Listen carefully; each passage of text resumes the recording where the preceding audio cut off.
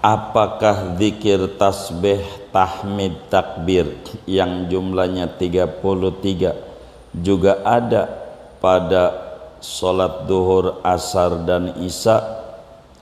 Kedua, kalau zikir tersebut ada pada sholat duhur, asar, isya, mengapa ada yang tidak melakukannya, bahkan tidak sedikit yang meninggalkannya? Baik, Imamun Nawawi di dalam kitab Al-Adhkar An-Nawawiyah, begitu juga As-Sayyidi Syekh Al-Habib Ali Khirid Al-Husaini di dalam kitabnya Al-Wasail Asy-Syafiyah menjelaskan aurad-aurad ba'da solat yang diajarkan oleh Nabi. Banyak.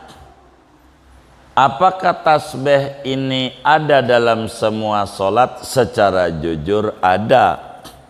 Semuanya ada dalilnya. Semua solat wiridanto. Begitu. Ada 2 riwayat. Tasbih, tahmid, takbir. Pertama ada yang riwayat 11. Jadi makanya ada tasbih yang perputarannya 33 doang. Itu satu. Ada juga yang riwayat 33. Riwayat 33 ada 2. Pertama, tasbih 33, tahmid 33, takbir 33. Ditutup dengan Allahu Akbar kabira. Kedua, ada riwayat tasbih 33, subhanallah, alhamdulillah 33, Allahu Akbar 34. Jadi pas 100 sebelum Allahu Akbar kabira. Itu riwayat-riwayat dari Nabi berbicara bacaan. Di antara wiridan itu ba'da salat yang diatur adalah semua solat. Nanti saya ambil dulu maghrib, subuh. Baik, wiridannya tergantung.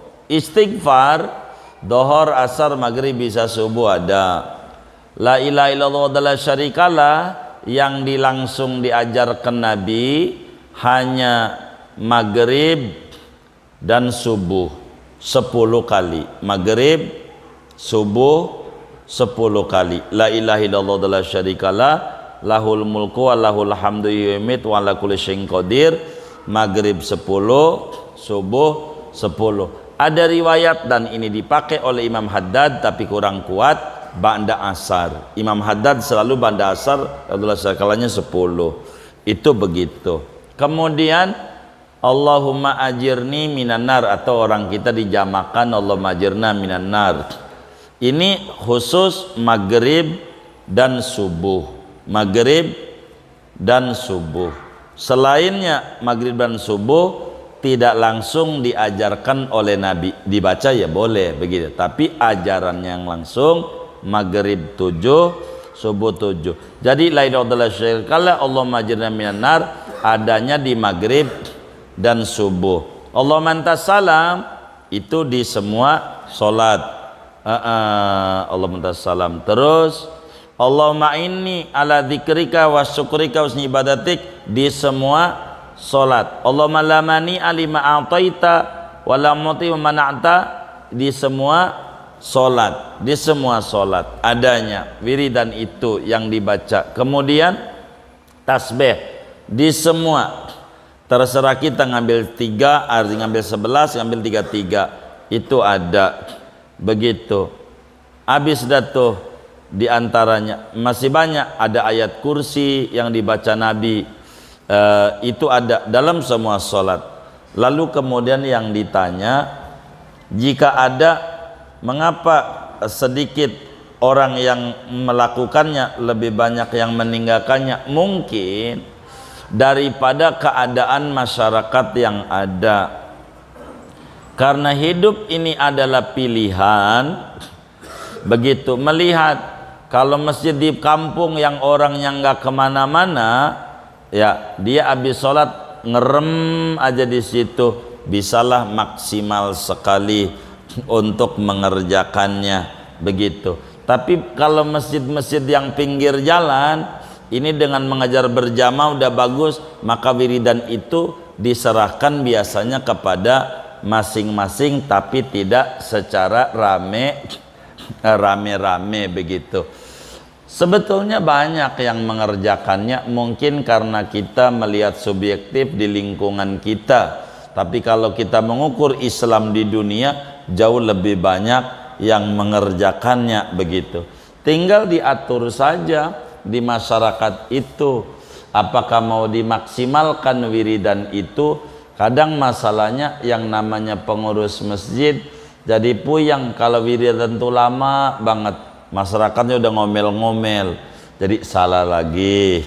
Makanya kalau kita mau ngamalin, silakan. Yang tasbih ini besar ganjarannya. Sebetulnya kalau tasbih, tahmid dan takbir ini mau tidur juga ada ajarannya. Mau tidur, Sayyidah Fatimah Zahra diajarkan oleh Rasulullah Sallallahu Alaihi Wasallam sebelum tidur baca tasbih 33,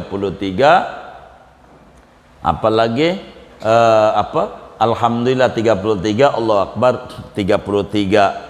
Habis itu baca kulhu 3, falak 1, An-Nas 1. Kalau kita baca ratib, habis sisa udah jadi aja. Karena itu udah masuk doa-doa keselamatan ketika kita tidur biar semuanya selamat. Itu diajarkan. Bahkan kalau baca tasbih 33, tahmid 33, Allah Akbar 33 sebelum tidur, itu alamat rezekinya makin berlimpah. Waduh, tendanya makin maju, dekornya makin maju kalau sebelum tidur baca begitu. Karena itu yang diajarkan Nabi untuk kemudahan kehidupan kepada Sayyidah Fatimah Zahra radhiyallahu taala anha. Jadi kalaupun ada sedikit, sebetulnya banyak. Karena ajaran Nabi ini banyak, maka ada yang mengerjakan, ada yang tidak. Kemungkinan kalau ada orang yang mengerjakan dikit, kemungkinan kita husnudzon ada hal yang jauh lebih urgen dari ajaran Nabi tersebut begitu. Jadi sebetulnya kalau ditanya ya ada, jalanin aja kita. Kalau kita sudah masyarakatnya jadi, tahu masyarakat jadi emang udah itu aja dan semuanya demen, hobi semuanya, jalanin aja itu sampai kelar. Mau dohor, mau asar. Jadi kalau dohor bacanya begini kurang lebih, Astagfirullahaladzim 3 kali, langsung Allahumma antas salam begitu. Allahumma la mani lima a'taita, Allahumma ini, nggak boleh tinggal Allahumma ini nih, dijamain aja, kesilakan. Kalau saya biasanya mufradin, Allahumma ini ala dzikrika wa syukri wa husni ibadatik, baru ila rabbi subhanallah 33, Alhamdulillah 33, Allah Akbar 33, tutup amallahu akbar kabira, dah doa Fatihah doa. Itu begitu. Seperti apa yang sudah dibagikan buku tuntunan daripada sholat zikir, sholat 5 waktu. Itulah diantara yang ada. Kalau subuh dan maghrib jauh lebih luas, sehingga cukup panjang aurad-auradnya. Kalau kita demen, subuh itu yang paling tinggi di antara aurad adalah doa-doanya sesudah wirid yang ini nih, baca wirdul latif. Itu wirdul latif itu wiridan Rasulullah sesudah subuh. Ada satunya lagi namanya wirdul kabir. Itu apa itu wirdul kabir? Wiridan Rasulullah sesudah subuh. Ini kami belum bagikan sampai sekarang wirdul kabir. Kenapa? Kalau kami bagikan, kami bingung di Jakarta. Begitu dengan teman-teman yang super sibuk bekerja. Karena wirdul kabir itu real, dari mulai habis sholat subuh selesai wiridan itu baca wirdul kabir, rapi-rapi jam 7 baru keluar dari masjid. Begitu jam 7. Begitu. Ini mau yang udah doyan banget sama ibadah. Luar biasa itu. Ada sih yang keluar juga tengah 8, itu karena habis sholat subuh tidur di masjid, gak ada yang bangunin. Gitu. Itu bukan karena wirid, karena tidur di masjid kagak ada yang bangunin, maka tanggal 8 keluar dari masjid, bukan dari wirid. Jadi wirdul kabir nih wiridan Rasulullah yang cukup lengkap, dikumpulin semua habis sholat subuh oleh Imam Haddad. Yang kami bagikan itu wirdul latif dan ratibul haddad, begitu. Itu paketnya pas. Kalau saudara pahami, bila di ratibul haddad la ilaha illallah wa la syarikalah sebagai bacaan pertama, itu di wirdul latif bacaan terakhir. Kalaupun ada tambahan doa Nabi Khidir bismillahi masyaallah, ini tambahan, tidak langsung dari Imam Haddad. Imam Haddad mentok di la ilaha illallah la syarikalah. Bila di ratib haddad terakhirnya kulhu falak anas, itu menjadi bacaan pertama wirdul latif. Jadi maketnya begitu, maketnya. Dulu kami bagikan juga wirdul latif itu, namun melihat masyarakat kebingungan, mau tidak mau kami ambil satu, maka yang kami ambil ratibul haddad dengan aurad sholawat bastu rizki, supaya tergabung semuanya. Maka ratib haddad itu pun sedikit banyak, walaupun tidak seluruhnya, mewakili bacaan supaya kita diberi keluasan rezeki, sehingga sholawatnya menggunakan bastu rizki yang ada di ratib haddad yang saudara pegang, begitu, agar supaya saudara nggak kebingungan. Sebetulnya wiridan yang paling cakep habis subuh, kalau saudara demen pengen luar biasa, wirdul latif, karena malam itu dari maghrib sampai subuh ratib haddad punya waktu, dari subuh sampai sore wirdul latif punya waktu, begitu real aturannya. Cuman karena kebingungan, maka mau tidak mau kami harus menyingkat satu, supaya tidak begitu merasa diberati oleh aurad-aurad kaum salihin yang sebetulnya manfaatnya banyak. Ala kulli hal, silakan saja diamalin. Bagi imam, amalin itu wiridan tasbih itu silakan jangan ditinggal, karena itu adalah aurad-aurad dubura kulli shalah daripada Rasulullah sallallahu alaihi wasallam. Adapun orang meninggalkan, banyak kalau mau ngomentari orang, ada yang meninggalkan ba'diyah, ada yang meninggalkan ini, ada yang meninggalkan tahajud, ada yang meninggalkan duha, banyak kalau ngomong sunnah-sunnah Nabi yang banyak ditinggalkan. Tapi tugas kita ini merapihkan diri kita, mana yang kita keburu amalin dari ajaran Nabi, amalin pelan-pelan setahap demi setahap, agar supaya kita menuju sebuah kesempurnaan.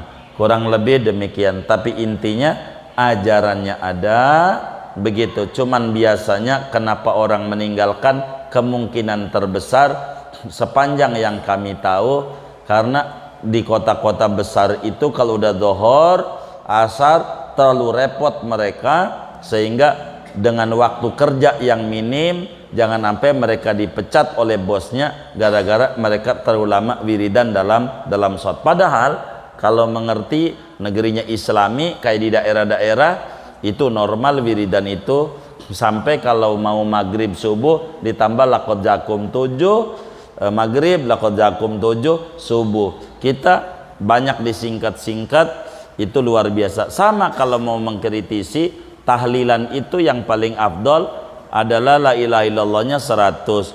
Di Jakarta saja kita ngalamin 33, lewat dari 33 mulai batuk jamaahnya. Kalau lewat 33. Kalau di daerah, mohon maaf, bisa kalau tahlilan tuh bisa 200, bisa 500 tiap tahlilan. Nggak ada itu tahlilan 100 tuh, kalau malam 1, 2, 3 200, bisa 300, kadang 500 baru nutup tuh la ilaha illallah. Itu di daerah begitu. Nggak ngalamin sampai detik ini di daerah Kabupaten Tangerang, di Serang, Cilegon 33 nggak ada. Apalagi di daerah Pandeglang, nggak tahu tuh di Cilegon tuh. Kalau di Pandeglang hadorot paling dikit kudu 100 hadorot. Jadi dari jam 8 nih kita mulai tahlilan sampai tengah 9 belum kelar. Ila hadrat Syabdul Qadir Al-Fatihah, satu wali satu Fatihah. Pokoknya ada 200 wali ya 200 Fatihah. Lah belum tahlilan Yasin belum. Kalau di Jakarta insya Allah udah pulang itu jamaahnya. Kalau di Jakarta kira-kira mau diamalin ya silahkan. begitu, begitu. Itu begitu. Kalau nggak begitu nggak mau, nggak mau. Kudu wali ini sebut semuanya, urutan-urutan itu. Jadi paling dikit itu 200 Fatihah sebelum, iya sebelum Yasinnya itu, iya sebelum Yasinnya itu begitu. Sampai detik ini, saya bilangin aja takut saudara main di rumah temennya di Pandeglang mimpin. Dia Nabil Fatih Yasin, aduh ditawakan ditinggal orang, begitu. Itu kayak begitu yang terjadi. Jadi ini wiridan ini ada begitu. Jadi silahkan amalkan, sabit dari Nabi, ada ajarannya. Tasbih ini amat sangat bagus bila kemudian kita amalkan itu. Cuman kan kadang waktunya sempit, kayak ngaji aja nih. Kalau saya melihat orang tua kita paham, melihat belakang, kalau kita udah datang paling Fatihah doa. Sebab apa? Kalau wiridan terlalu lama kejar-kejaran waktu, ada kalanya seperti demikian. Kita harus memahami wiridan terlalu lama, apalagi pakai lakot jakum segala macam, ya Isya kurang 10 menit baru kelar, baru bismillah udah Isya bubar. Itu mau tidak mau hidup adalah pilihan, sehingga barangkali ada yang disingkat-singkat. Kurang lebih demikian, wallah alam. Baik. Waalaikumsalam.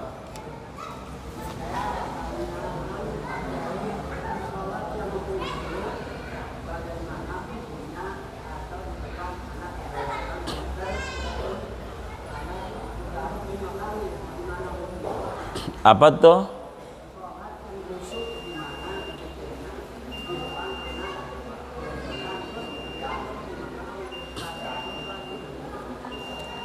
Jadi yang ditanya sholat khusyuk apa sholat di depan ada anak-anak begitu?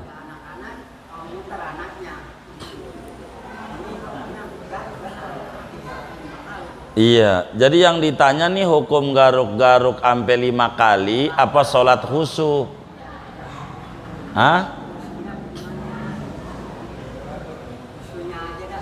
Oh iya, baik. Jadi untuk menuju sholat khusyuk ini berat. Maka khusyuk ini ada tingkatan-tingkatannya. Tingkatan yang terendah, agar supaya sholat kita khusyuk, apa yang dibaca oleh mulut didengerin oleh kuping.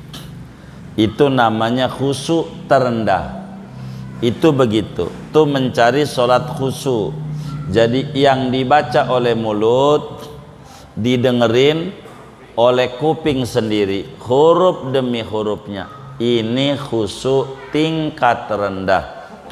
Begitu. Untuk menuju lebih lagi supaya kita khusyuk, di depan kita anggap ada mertua kita. Di depan kita ada mertua lagi duduk lihatin sholat kita. Kira-kira kita mau kebut enggak? Enggak. Kita khusyuk. Baru kalau udah bisa kita ngomong di hati, itu mertua kagak punya surga, tapi kita bisa khusyuk. Masa ama Allah yang punya surga kita enggak khusyuk? Emang tinggian mertua ama Allah. Ini cara-cara untuk menuju sebuah kekhusyuan dalam sholat. Latihan ketiga supaya kita khusyuk adalah setiap sholat gerakan yang ada hati bicara. Bagaimana hati bicara tuh? Allahu Akbar, kata hati, abis ini doa iftitah. Selesai iftitah, abis ini ajaran Nabi a'udhu. Abis a'udhu selesai, hati Fatihah. Abis Fatihah, ni amin. Abis amin, ni surat. Abis surat, ni ruku. Hatinya terus bimbing begitu, biar enggak kemana-mana. Wis enggak bakalan ingat mau musik gede ke samping masjid, mau kayak apa kayak bunyi handphone. Karena kita sibuk sama diri sendiri. Terus aja, lama-lama tanpa diomongin udah ngikut sendiri. Gerakan demi gerakan paham, ini ruku, habis ruku ini nanti bakal paham sendiri.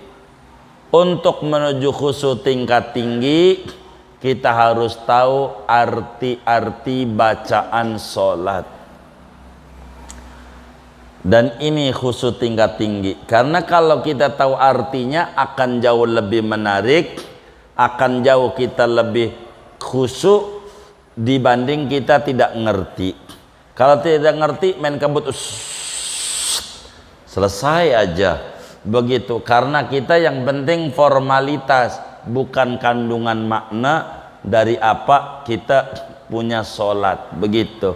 Yang ini rada berat untuk menuju kemari, maka persiapan-persiapan yang ada menuju kekhusyuan kita harus jalankan, berangkat daripada wudu yang maksimal. Bila wudu kita maksimal, man lam yakhsha fi wudu'ihi lam yakhsha fi salatihi. Siapa yang wudunya kurang rapih, untuk mencari solat khusyuk rada berat. Maka wudu ini ada 77 sunnah yang harus kita kerjakan, maka semuanya harus kita rapihkan untuk menuju sebuah solat kekhusyuan. Kalau pengen nyari khusyuk, biarkan orang hubungan kita dengan Allah subhanahu wa ta'ala. Orang khusyuk bukan berarti tidak tahu orang yang di sebelahnya. Wong kuping mewaras. Rasulullah adalah manusia yang paling khusyuknya dalam solat, tapi mendengar ada bayi nangis, solatnya rada dicepatkan, takut bayi itu kagak ada emaknya, takut jatuh. Itu bukan berarti tidak khusyuk. Begitu banyak metode-metodenya demi supaya mendapatkan solat khusyuk. Imam Ghazali di dalam kitab Ihya Ulumuddin telah tuliskan tahapan demi tahapan demi supaya meraih solat kekhusyuan. Assalamualaikum warahmatullahi wabarakatuh. Bismillahirrahmanirrahim. Alhamdulillahi rabbil alamin. Wassalatu wassalamu ala sayyidina Muhammadin wa ala alihi wa sahbihi ajma'in. Amma ba'du, faqad qala al-imamul muallif rahimahullah wa nafa'ana bihi wa bi barakati ulumihi wa ghafara lahu wa limasyaikhihi wa limasyayikhina amin. Faslun syartu sihhatihi arba'atu asya'a. Adapun syarat-syarat sahnya puasa yaitu ada 4 perkara. Islamun, pertama Islam, wa aqlun, kedua berakal, wa naqa'un min nahwi haidin, ketiganya suci dari seumpama haid, wa ilmun bikaunil waqti qabilan lisaumi, keempatnya tahu dengan keadaan waktu itu menerima, yakni bisa untuk puasa.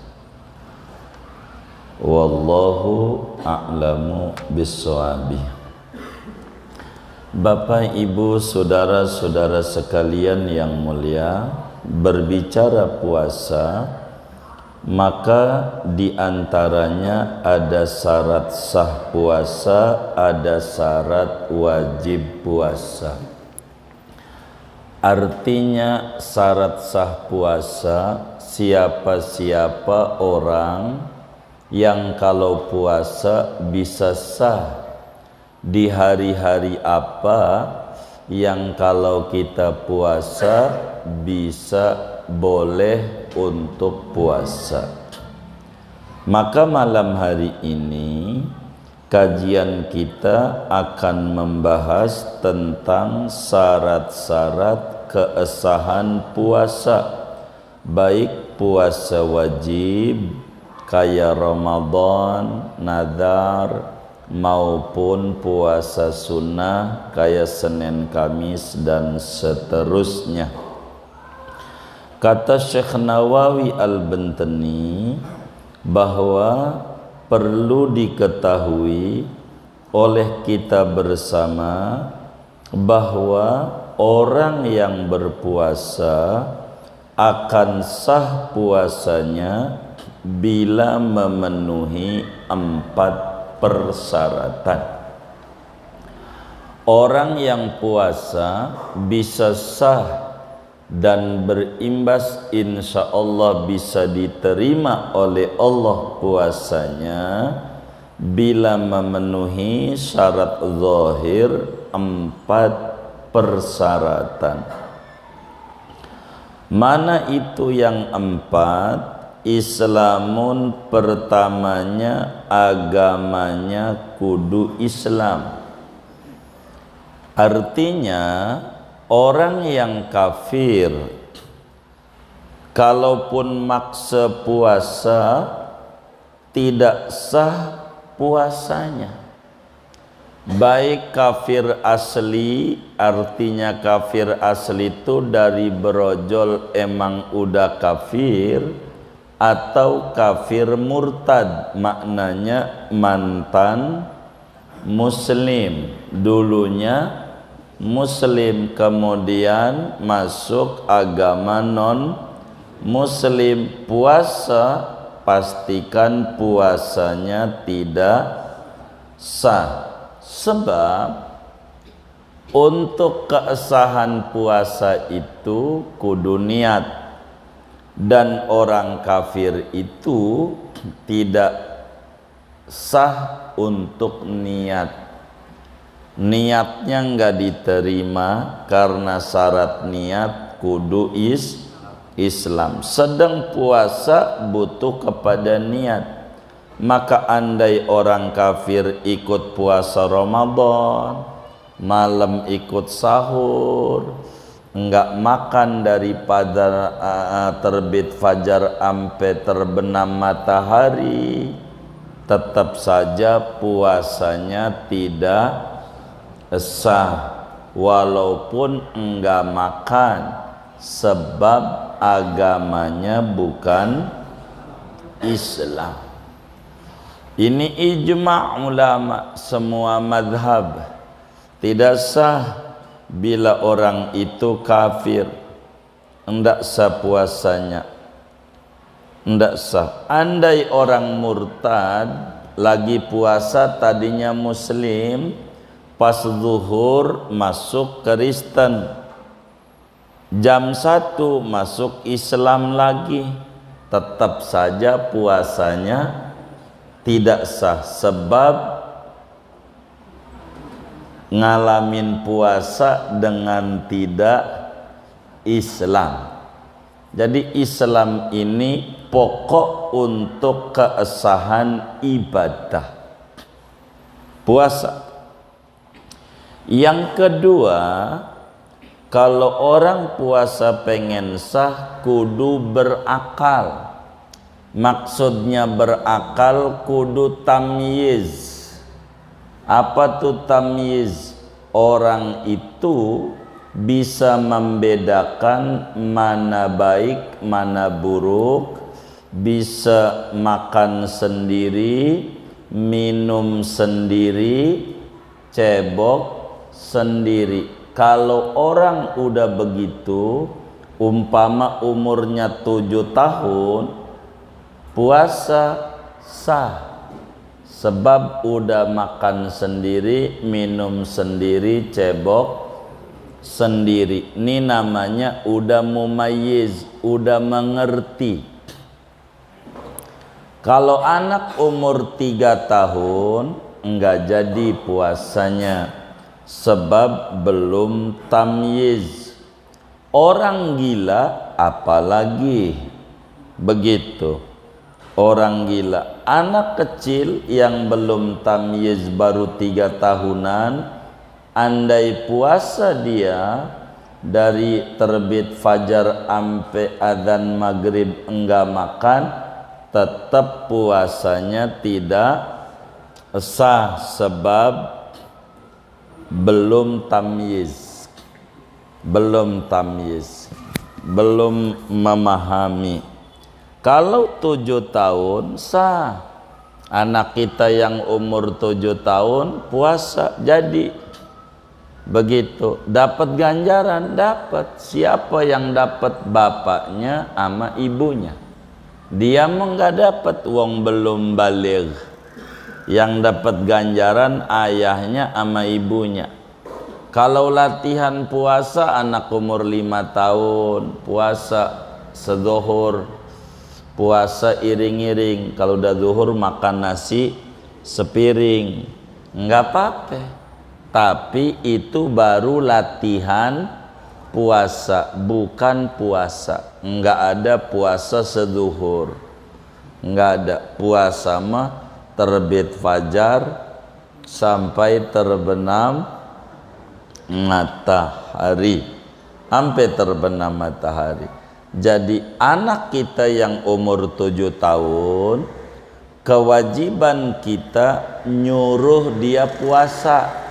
Meski lewat iming-iming, kalau kamu puasa nanti saya beliin petasan, boleh diiming-imingin, sah. Yang penting puasa. Begitu, sampai zuhur lapar, ya suruh makan aja, makan. Begitu, makan, begitu. Ayah dulu yang nyobain, ayah baik deh, nyobain mau nggak batal, yang batal kan makan. Nyobain sampai 5 piring, itu sih bukan nyobain. Jadi berakal. Kalau 10 tahun anak kita, kalau dia enggak puasa, wajib kita sentil kupingnya. Kalau enggak disentil, yang masuk neraka kita. Kalau umur 10 tahun ke atas, wajib kita sentil kupingnya, atau kita sabet tangannya pakai sapu, nyabetnya dapat nyabetnya masuk surga. Maka kata orang tua dulu, saya enggak nyabet ente tapi nyabet setan, begitu kata orang tua dulu. 7 tahun. Dari mana? Rasulullah sallallahu alaihi wasallam dalam hadis riwayat Imamul Bukhari, di dalam Sahihul Bukhari, muru auladakum bis salati li sab'in wadribuhu 'alaiha li ashrin. Kata Nabi, suruh anakmu untuk mengerjakan sholat termasuk puasa Ramadan ketika genap umur 7 tahun. Namun pukul anakmu, bukan nyuruh doang, ada punishment bila meninggalkan sholat dan puasa Ramadan ketika umur 10 tahun. Udah tuh harus, karena kemungkinan balik keluar mani 9 tahun. 10 nih mungkin udah balik walaupun belum tentu. Untuk apa ini? Faedahnya adalah agar supaya nanti kalau udah dewasa terbiasa melakukan ibadah, tidak perlu pakai disuruh-suruh. Begitu. Itu begitu. Maka termasuk enggak sah puasanya kalau orang gila. Ada orang gila malam sahur, begitu enggak makan, siang juga buka, enggak sah karena enggak punya akal. Kata Nabi, rufi al-qalamu an salasatin anil majnuni hatta yufiqa.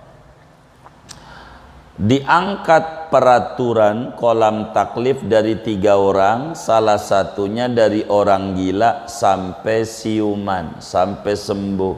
Kalau orang gila enggak sah puasanya karena enggak ada akal. Begitu. Orang ayan, bagaimana kalau orang ayan dilihat? Kalau dia ayannya tidak sepanjang hari, puasanya sah. Yang penting ada akal. Contoh termasuk pingsan, malam sahur, kemudian jam 10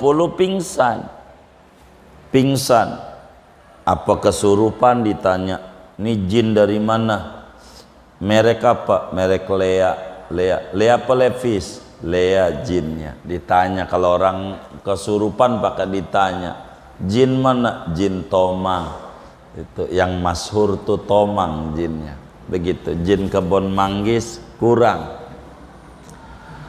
Ini orang yang kesurupan nih, kalau dia sadar sebelum maghrib, puasanya sah. Artinya pingsan 5 jam, begitu 7 jam. Jadi yang penting ada sadar aja, begitu sah kalau puasanya begitu, karena masih ada akal. Tapi kalau dari terbit fajar jam 4 subuh dia ayan, epilepsi sampai maghrib, puasanya enggak sah, enggak ada akalnya. Yang penting patokannya tamyiz. Bagaimana orang tidur? Ada orang puasa malam jam 3 sahur, dia tidur aja dari jam 4 subuh, begitu bangun dohor, habis dohor tidur lagi, bangun asar, habis asar tidur lagi, bangun adzan maghrib. Atau ada orang tidur dari jam 4 subuh, ora bangun kecuali adzan maghrib. Ini puasanya sah nggak ini? Sah nggak? Sah. Orang tidur ada akalnya. Orang hidup setiap hari enggak apa-apa, enggak sholat zuhur, enggak sholat asar, enggak ngaruh. Ini urusan sholat, urusan lain. Kita yang diomongin puasa.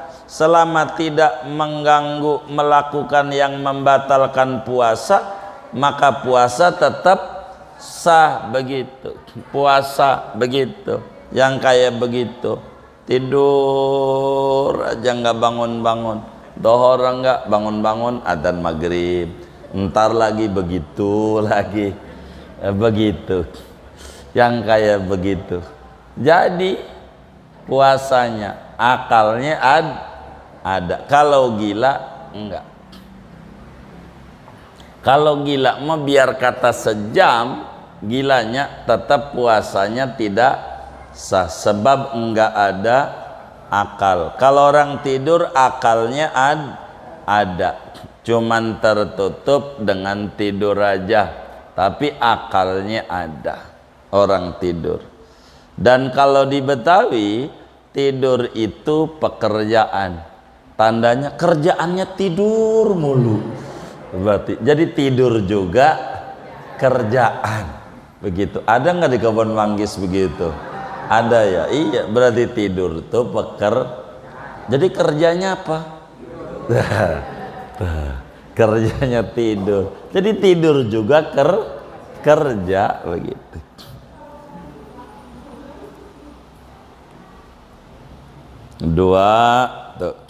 Tiga, agar supaya puasa itu sah, syaratnya kudu suci dari haid dan nifas. Ini urusannya perempuan.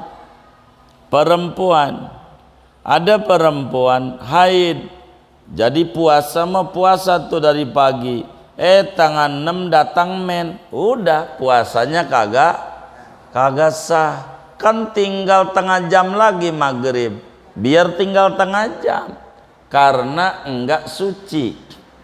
Harusnya suci dari haid dan nifas. Kalau perempuan tuh datang bulan lagi puasa, puasanya enggak sah.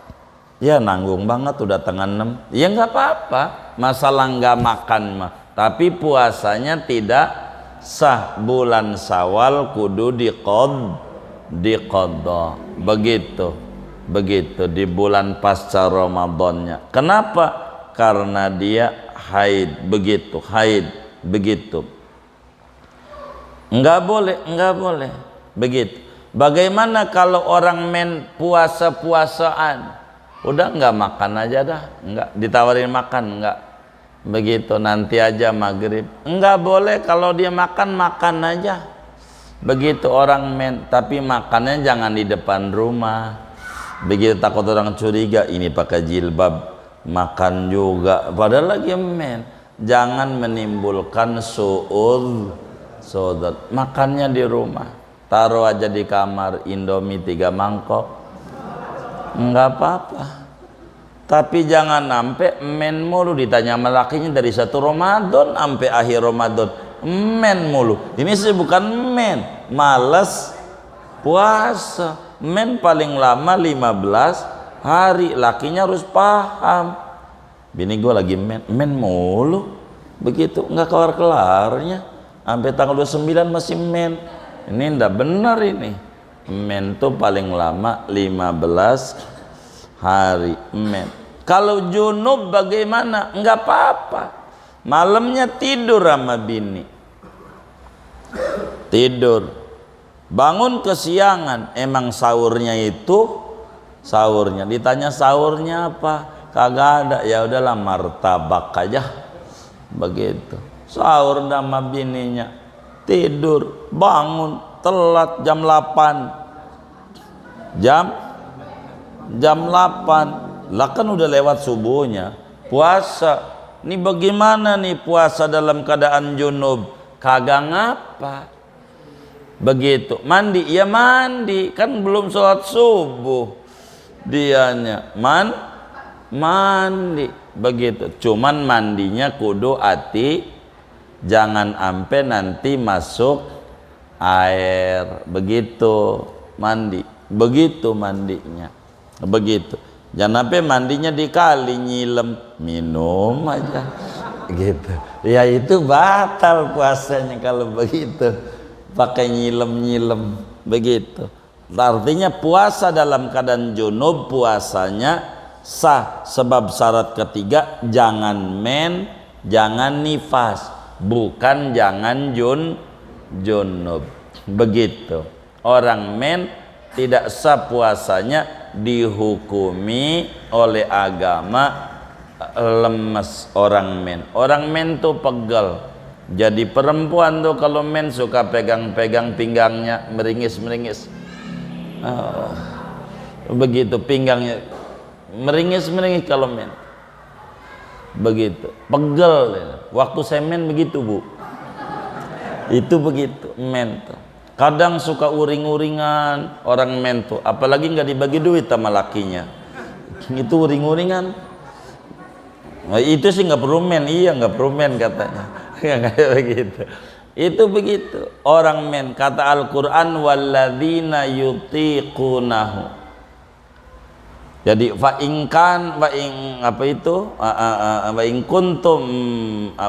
kuntum maridon aw ala safarin faidatum faman kana minkum maridon aw ala safarin faidatum min ayamin ukhor. Kalau dia sakit, dihukumi kayak orang sakit. Kadang kalau udah nyeri haid luar biasa, maka yang kayak begitu diperhatikan oleh agama dan nggak usah puasa, sawal aja diqadha karena dia termasuk nifas. Nifas itu darah yang keluar sesudah melahirkan begitu, itu haid begitu. Keempat, kalau pengen sah puasanya kudu tahu hari itu diizinkan, dibolehin puasa. Kudu tahu hari itu diperbolehkan puasa.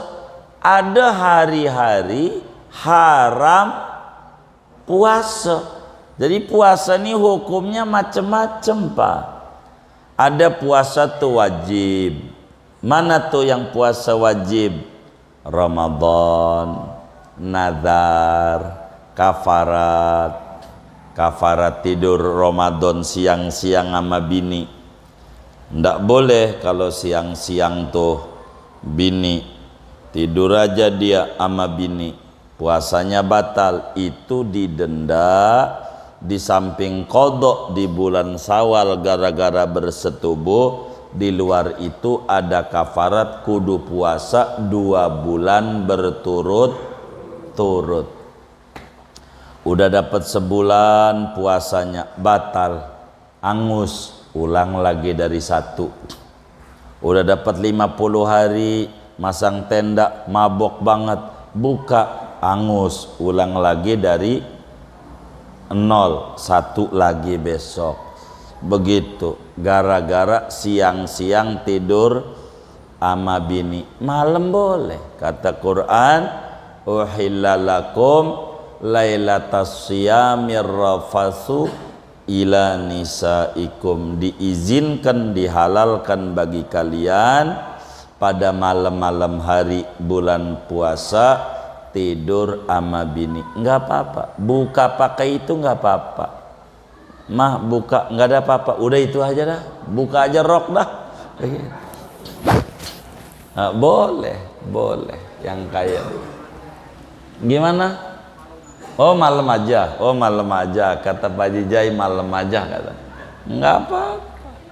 Begitu. Kalau malam boleh. Ada hari haram berpuasa, pertama wajib, yaitu Ramadan, nadar, kafarat, wajib. Yang masuk puasa wajib nih qada Ramadan tuh, wajib tuh. Itu kalau buka dosa, wajib. Kedua, puasa haram. Ada hari-hari di mana kalau puasa dosa. Mana? 1, Idul Fitri. Idul Fitri itu enggak boleh kita puasa, dosa. Jangan puasa kalau udah hari raya. Ingat pertemuan yang lalu dijelasin, jangan yang lebaran siapa, yang haram siapa, jangan. Jadi kalau hari itu menurut kita hari raya, haram puasa Idul Fitri. 2, Idul Adha, haram tuh puasa. Itu orang tua dulu puasa dulu sebelum habis sholat baru buka. Itu bukan puasa, kagak makan. Bukan puasa, kagak pakai mie. Kalau pakai niat dosa, enggak niat. Cuman bedanya enggak sarapan sebelum sholat Id. Jadi Idul Fitri itu terjemahannya Id itu kembali. Fitri itu sarapan pagi. Biar kita paham. Maka Idul Fitri itu balik lagi subuh-subuh sarapan. Makanya di Arab sampai detik ini lebaran biasa aja. Lebaran di Arab, siapa yang hadir nih yang pernah umroh sampai lebaran? Boleh tanya, biasa-biasa aja kayak sholat Jumat kita. Kayak kita sholat Jumat, itulah Idul Fitri di Arab. Jadi heboh, ya kagak, biasa aja. Orang balik lagi sarapan. Maka kalau Idul Fitri sebelum sholat, makan dulu. Yang kenyang. Makan sebelum sholat pagi-pagi itu makan, itu sunat, ganjaran gede. Emang maksudnya Idul Fitri balik lagi sarapan. Fitri itu futur tuh sarapan pagi. Begitu. Kalau kita tinjauan lain kembali ke kesucian. Begitu. Itu bahasanya. Di Arab makna zahir, balik lagi sarapan pagi. Jadi sebelum sholat makan dulu, opor apa, makan. Jadi jalan ke masjid mau sholat itu bawa paha ayam. Emang begitu. Iya. karena memang Idul Fitri. Begitu. Kalau Idul Adha sunatnya kagak makan. Bahasa orang kita puasa. Padahal bukan. Kalau niat puasa dosa. Hari itu hari raya, enggak boleh puasa. Cuman sunat enggak makan kecuali sesudah sholat. Jadi bedanya sholat Idul Fitri, sholat Idul Adha, sholat Idul Fitri makan dulu baru sholat. Idul Adha sholat dulu baru makan. Untuk apa ini Nabi ajarkan? Idul Adha begitu tuh, biar makan daging kurbannya lahap. Begitu tujuannya. Kalau kita sebelum sholatnya makan, nanti kalau udah kenyang kagak tertarik, nggak selera makan habis sholat. Jadi makanya dibedakan sholat Idul Fitri dengan sholat Idul Adha. Bila Idul Adha pelaksanaan kita, Idul Fitri pelaksanaan kita jam 7, Idul Adha tengah 7. Bedakan setengah jam. Bila Idul Fitri tengah 8 mulainya kita mau sholatnya, maka Idul Adha jam 7. Pokoknya Idul Adha lebih pagi lebih bagus. Idul Adha jam 6.30 setar sudah sholat, biar jam 7 rapi. Untuk apa? Langsung motong hewan, sarapan. Begitu. Jadi lahap. Mana lebarannya Jumat lagi, motongnya Sabtu. Kagak makan tuh dari Jumat subuh sampai Sabtu, modar dia. Begitu. Sebetulnya begitu tujuannya. Biarlah lahap, motong kita. Jadi jam tujuan udah rapi. Pokoknya Idul Adha pelaksanaan sholat tengah 7 udah setar sholat Idul Adha. Lagi malamnya enggak tarling, enggak takbiran keliling, enggak. Idul Adha. Kalau Idul Fitri kenapa dimundurin? Siang yang malam habis takbiran takut kesiangan ditungguin. Begitu maksudnya begitu. Idul Fitri Adha bedakan setengah jam pelaksanaannya, tergantung masjid kita. Kalau masjid kita Idul Adha jam 7, berarti Idul Fitri tengah 8. Begitu. Kalau Idul Fitri jam 7, Idul Adha tengah 7. Begitu, biar gede ganjarannya. Begitu. Nah, 2 hari raya Idul Adha. 3, 4, 5 hari-hari tasyrik. Tanggal 11, 12, 13 Dzulhijjah. 3 hari sesudah Idul Adha. Itu hari-hari haram berpuasa. Dari mana dalilnya? Di dalam hadis Bukhari dan Muslim, Rasulullah Sallallahu Alaihi Wasallam melarang kepada umat puasa hari raya Idul Fitri, hari raya Idul Adha. Tidak boleh. Dari mana hari tasyrik dilarang oleh Nabi? Dalam hadis Abu Dawud, Rasulullah Sallallahu Alaihi Wasallam bersabda, begitu juga di dalam hadis Muslim, ayyamu mina ayyamu uklin wa syurbin. Hari-hari tasyrik itu hari makan-makan, minum-minum. Tidak boleh berpuasa 5 hari itu haram puasa. hari ini tidak menerima puasa, tidak dibolehin puasa. Mana lagi yang keenam, hari syak. Hari syak, apa tuh hari syak?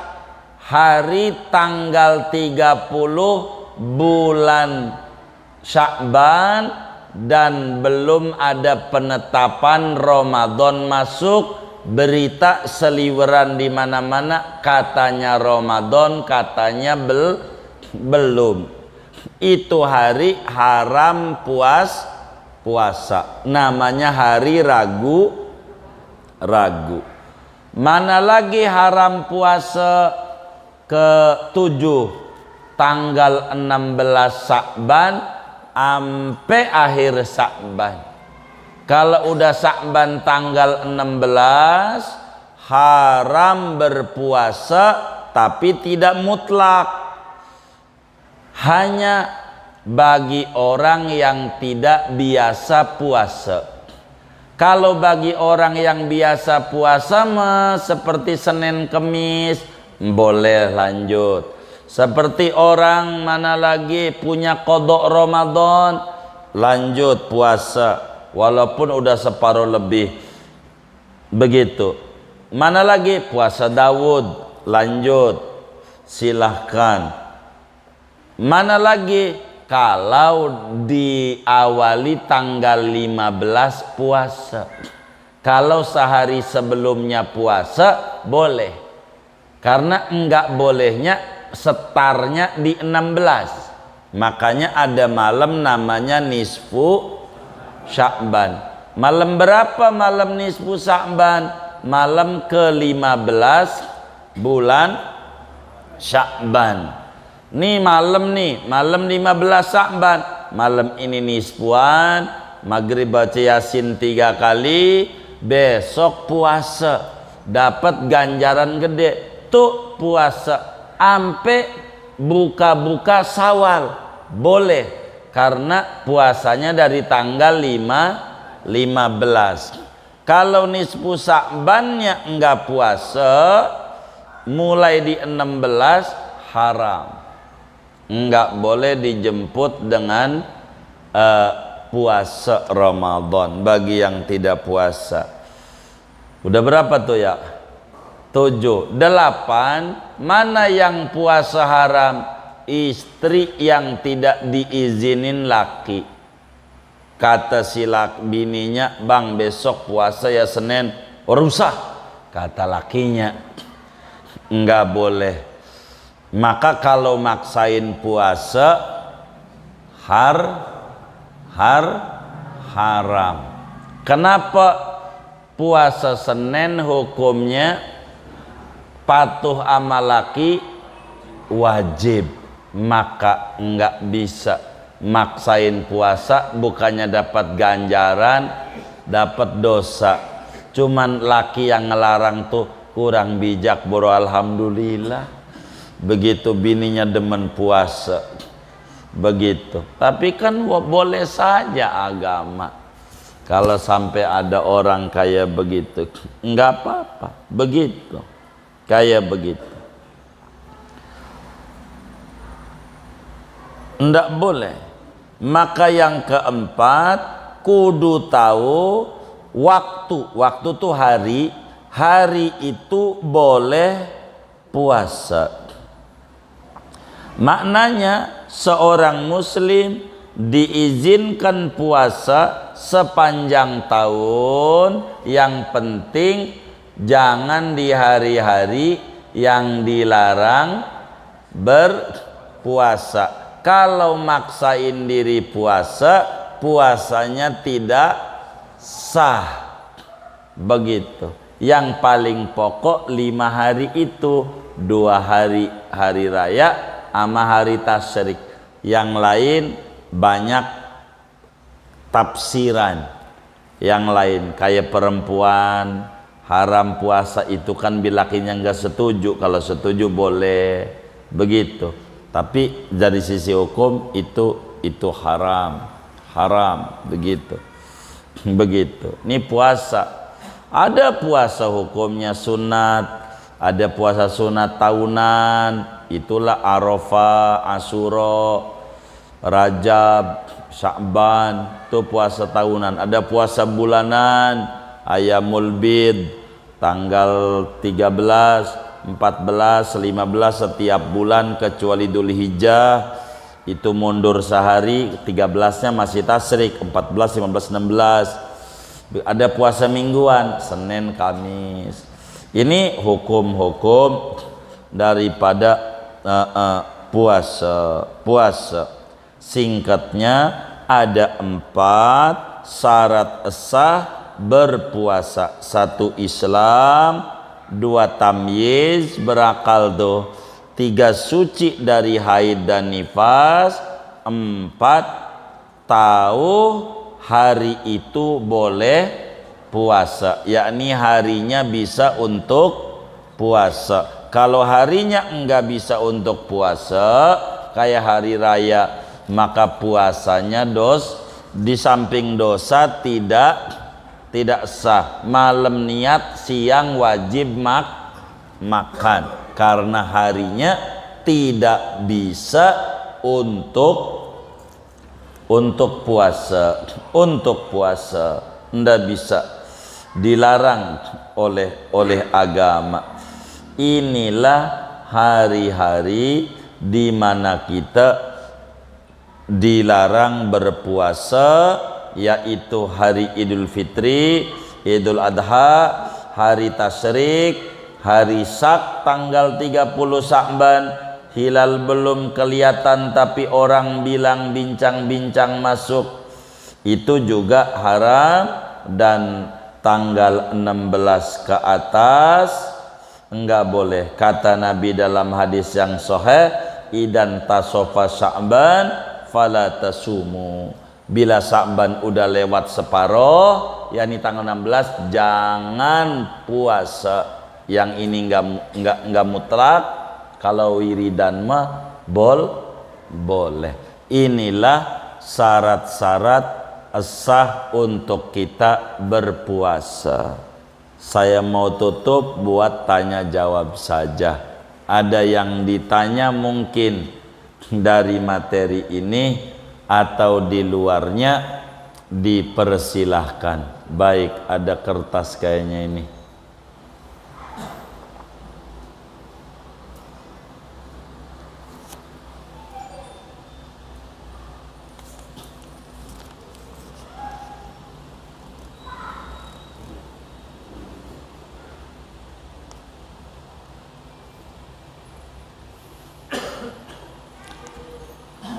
Apakah zikir tasbih, tahmid, takbir yang jumlahnya 33 juga ada pada sholat duhur, asar, dan isya? Kedua, kalau zikir tersebut ada pada sholat duhur, asar, isya, mengapa ada yang tidak melakukannya, bahkan tidak sedikit yang meninggalkannya? Baik,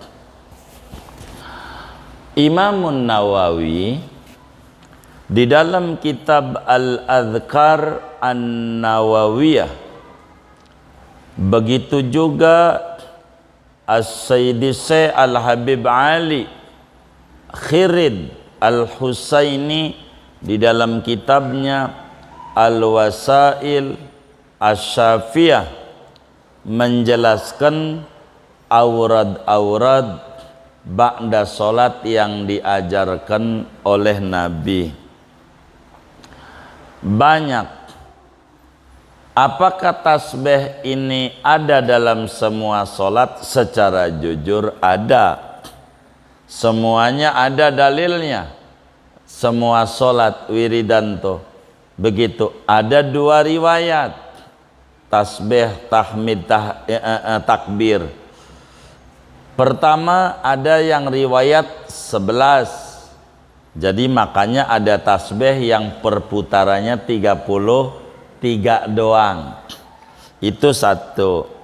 Ada juga yang riwayat 33. Riwayat 33 ada 2. Pertama, tasbih 33, tahmid 33, takbir 33, ditutup dengan Allahu Akbar kabira. Kedua, ada riwayat tasbih 33, subhanallah, alhamdulillah 33, Allahu Akbar 34. Jadi pas 100 sebelum Allahu Akbar kabira. Itu riwayat-riwayat dari Nabi berbicara bacaan. Di antara wiridan itu ba'da solat yang diatur adalah semua solat. Nanti saya ambil dulu maghrib, subuh, baik. Wiridannya tergantung. Istighfar, dohor, asar, maghrib, bisa subuh ada. La ilaha illallah wa la syarikalah yang langsung diajarkan Nabi hanya maghrib dan subuh 10 kali. Maghrib, subuh 10 kali. La ilaha illallah wa la syarikalah, lahul mulku wa lahul hamdu yu'mit wa ala kulli syai'in qadir. Maghrib 10, subuh 10. Ada riwayat dan ini dipakai oleh Imam Haddad tapi kurang kuat, ba'da asar. Imam Haddad selalu ba'da asar adalah sekalanya 10. Itu begitu. Kemudian Allahumma ajirni minan nar, atau orang kita dijamakan Allahumma ajirna minan nar. Ini khusus maghrib dan subuh. Maghrib dan subuh. Selainnya maghrib dan subuh tidak langsung diajarkan oleh Nabi. Dibaca ya boleh begitu, tapi ajaran yang langsung maghrib 7, subuh 7. Jadi la ilaha illallah syirkallah Allahumma ajirna minan nar adanya di maghrib dan subuh. Allahumma antas salam itu di semua solat. Allahumma antas salam. Terus Allahumma inni ala dzikrika wa syukrika wa husni ibadatik di semua solat. Allahumma lamani alima a'taita wa lam muti wa mana'ta di semua solat. Di semua solat adanya wiridan itu yang dibaca. Kemudian tasbih di semua, terserah kita ngambil 3, arti ngambil 11, ngambil 33, itu ada begitu. Habis dah tuh, di antaranya masih banyak, ada ayat kursi yang dibaca Nabi, itu ada dalam semua solat. Lalu kemudian yang ditanya, jika ada, mengapa sedikit orang yang melakukannya, lebih banyak yang meninggalkannya? Mungkin daripada keadaan masyarakat yang ada. Karena hidup ini adalah pilihan. Begitu melihat, kalau masjid di kampung yang orangnya nggak kemana-mana, ya dia habis sholat ngerem aja di situ, bisalah maksimal sekali untuk mengerjakannya begitu. Tapi kalau masjid-masjid yang pinggir jalan ini dengan mengajar berjamaah udah bagus, maka wiridan itu diserahkan biasanya kepada masing-masing, tapi tidak secara rame-rame begitu. Sebetulnya banyak yang mengerjakannya, mungkin karena kita melihat subjektif di lingkungan kita. Tapi kalau kita mengukur Islam di dunia, jauh lebih banyak yang mengerjakannya begitu. Tinggal diatur saja di masyarakat itu, apakah mau dimaksimalkan wiridan itu. Kadang masalahnya yang namanya pengurus masjid jadi puyeng kalau wiridan itu lama banget, masyarakatnya udah ngomel-ngomel, jadi salah lagi.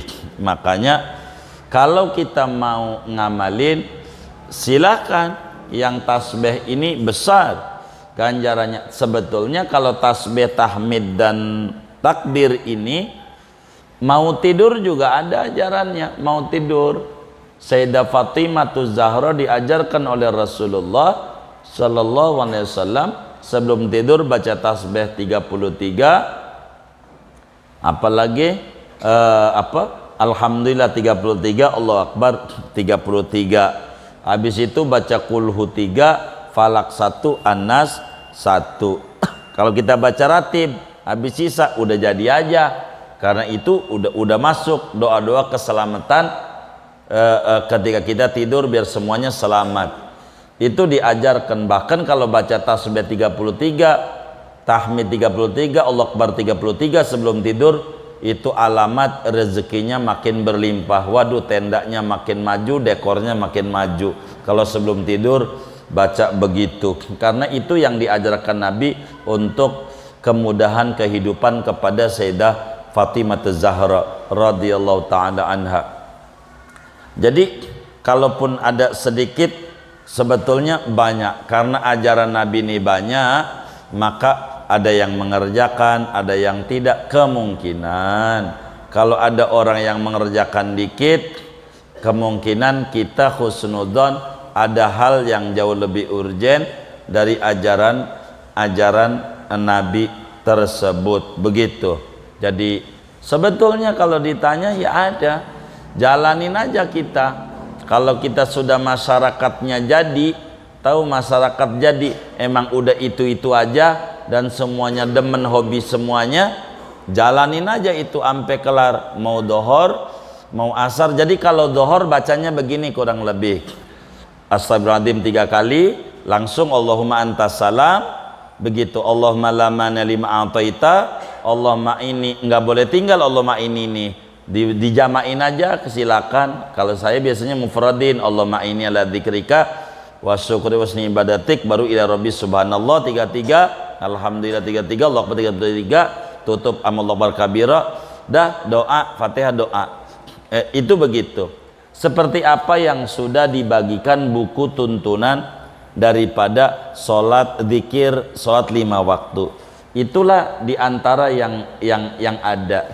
Kalau subuh dan maghrib jauh lebih luas, sehingga cukup panjang aurad-auradnya. Kalau kita demen, subuh itu yang paling tinggi diantara aurad adalah doa-doanya sesudah wirid yang ini nih, baca wirdul latif. Itu wirdul latif itu wiridan Rasulullah sesudah subuh. Ada satunya lagi namanya wirdul kabir. Itu apa itu wirdul kabir? Wiridan Rasulullah sesudah subuh. Ini kami belum bagikan sampai sekarang wirdul kabir. Kenapa? Kalau kami bagikan, kami bingung di Jakarta. Begitu dengan teman-teman yang super sibuk bekerja. Karena wirdul kabir itu real, dari mulai habis sholat subuh selesai wiridan itu baca wirdul kabir, rapi-rapi jam 7 baru keluar dari masjid. Begitu jam 7.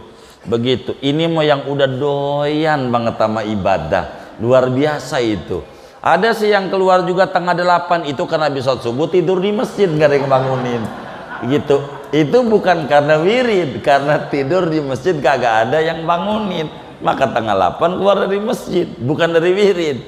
Jadi wirdul kabir nih wiridan Rasulullah yang cukup lengkap, dikumpulin semua habis sholat subuh oleh Imam Haddad. Yang kami bagikan itu wirdul latif dan ratibul haddad.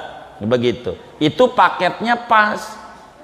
Kalau saudara pahami, bila di ratibul haddad la ilaha illallah wa la syarikalah sebagai bacaan pertama, itu di wirdul latif bacaan terakhir. Kalaupun ada tambahan doa Nabi Khidir bismillahi masyaallah, ini tambahan tidak langsung dari Imam Haddad. Imam Haddad mentok di la ilaha illallah la syarikalah. Bila di ratib haddad terakhirnya kulhu falak anas, itu menjadi bacaan pertama wirdul latif. Jadi maketnya begitu, maketnya. Dulu kami bagikan juga wirdul latif itu, namun melihat masyarakat kebingungan, mau tidak mau kami ambil satu, maka yang kami ambil ratibul haddad dengan aurad sholawat bastu rizki supaya tergabung semuanya.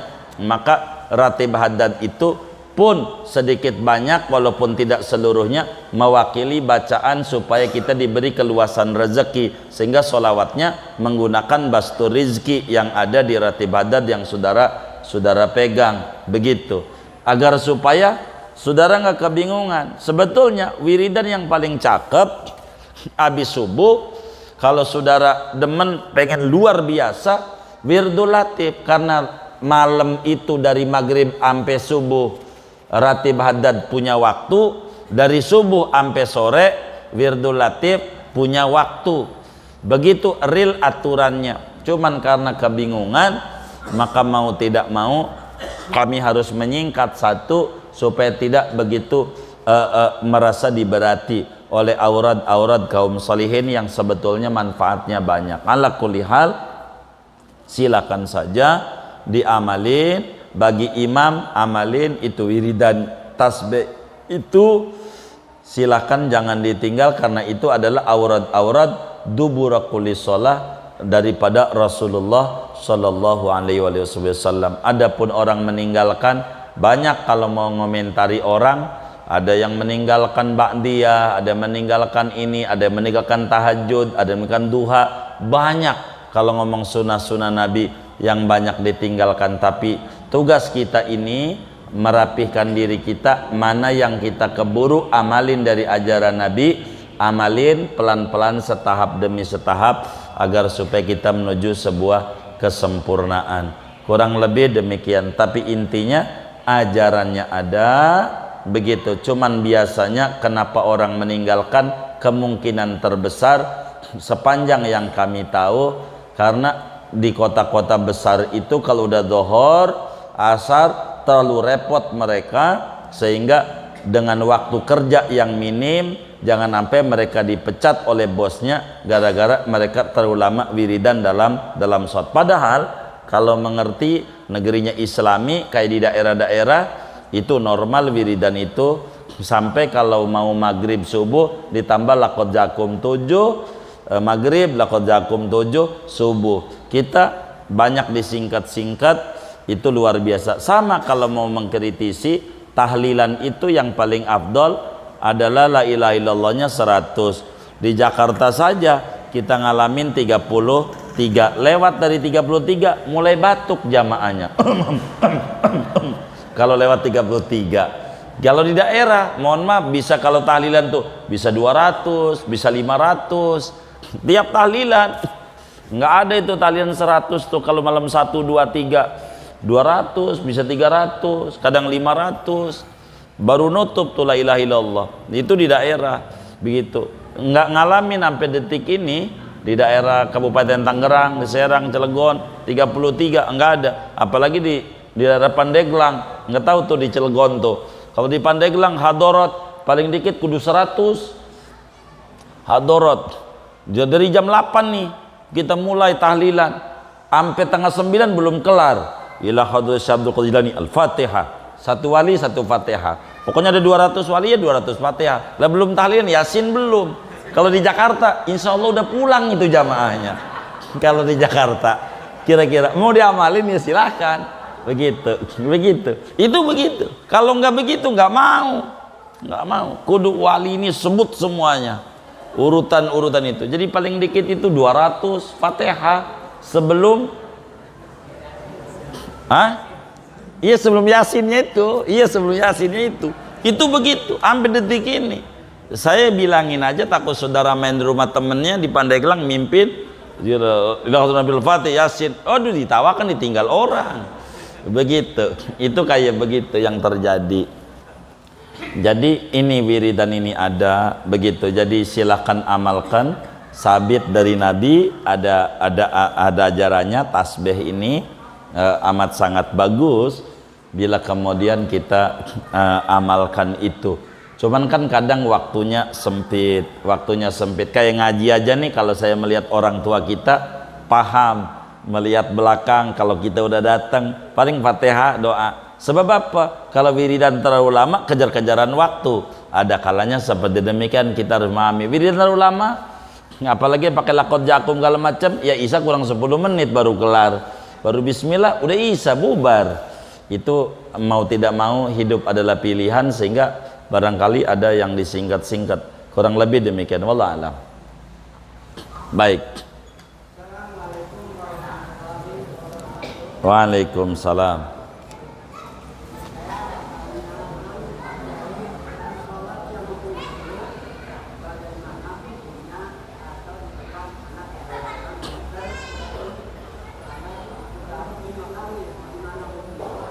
Apa tuh?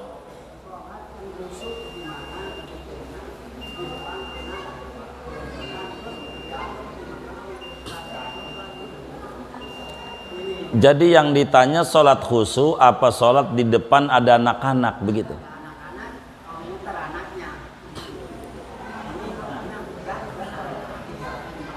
Iya, jadi yang ditanya nih hukum garuk-garuk sampai 5 kali apa sholat khusyuk? Hah? Oh iya, baik. Jadi untuk menuju sholat khusyuk ini berat.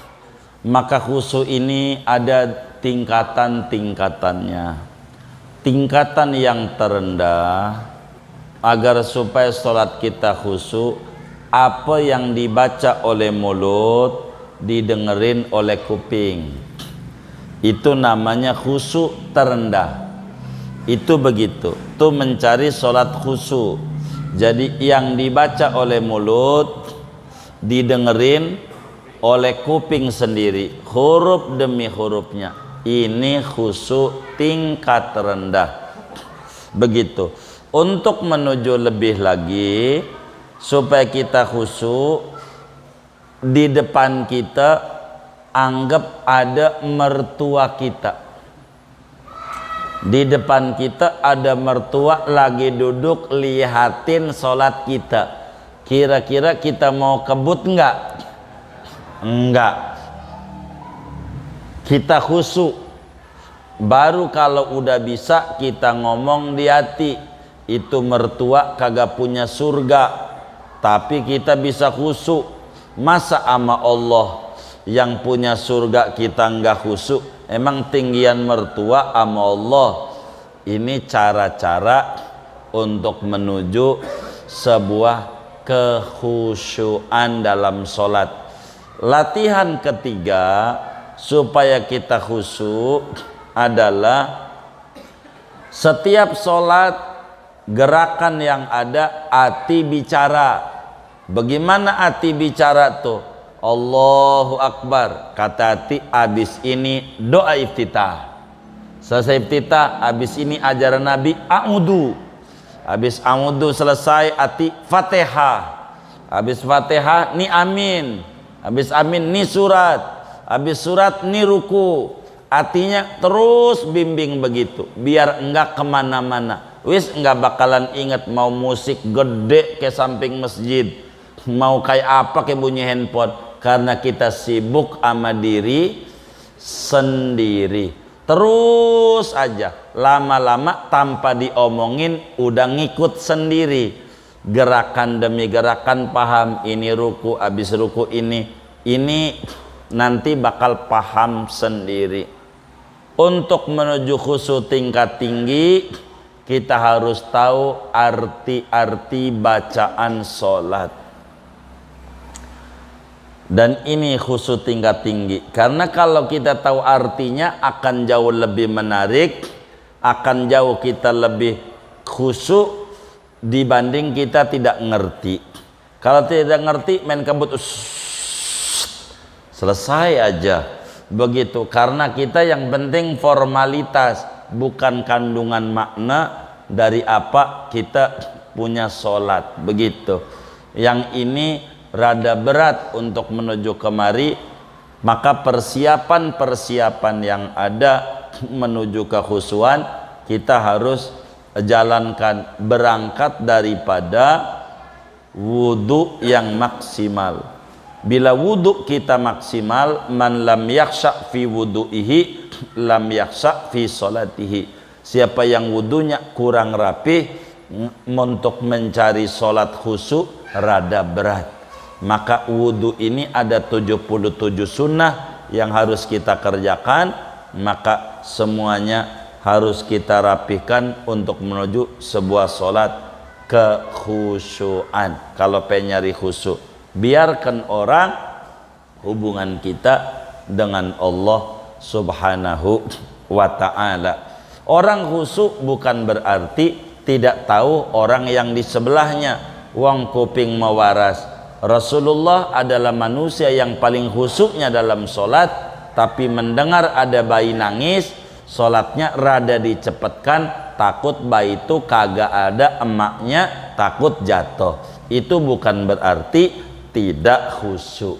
Begitu banyak metode-metodenya demi supaya mendapatkan sholat khusyuk. Imam Ghazali di dalam kitab Ihya Ulumuddin telah tuliskan tahapan demi tahapan demi supaya meraih sholat kekhusyuan. Kurang lebih demikian. Wallahu a'lam. Sudah, baik. Kita baca Fatihah, duduk di majelis ilmu.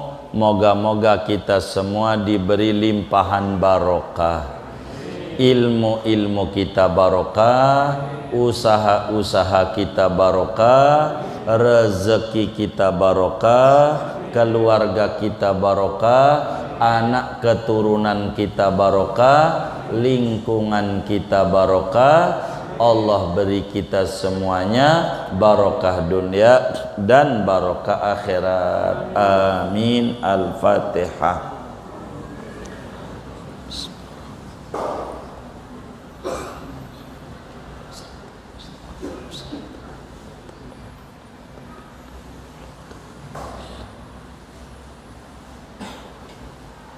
Allahumma rabbana taqabbal minna ta'limana wa ta'allumana wa du'ana wa jami' amalina wa tammim taqsirana ya Allah ya Arhamar Rahimin. Sallallahu wasallam ala khairil khalqi Muhammadin wa ala alihi wa sahbihi ajma'in walhamdulillahi rabbil alamin.